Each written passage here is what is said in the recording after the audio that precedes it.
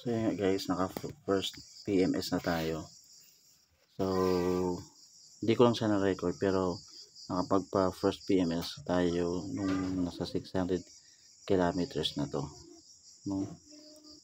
So sa video na to guys, just wanna share with you kung paano nga ba sir mag reset nitong total kilometers na to. So ito lang guys, based lang sa tinuro sa akin doon sa kasa. So ganito po yun. So ito yung gagamitin natin, no? So pag magsaselect tayo, nakita nyo yung letter L na yan. Yan. Ito. So kung gusto natin ito i-reset, especially guys itong trip in ito, didiinan lang natin to, yung selector na to. So try natin. Yun. So as you can see guys, nag 0 na siya. And then doon naman tayo sa trip B. Yan. Ganun same process din.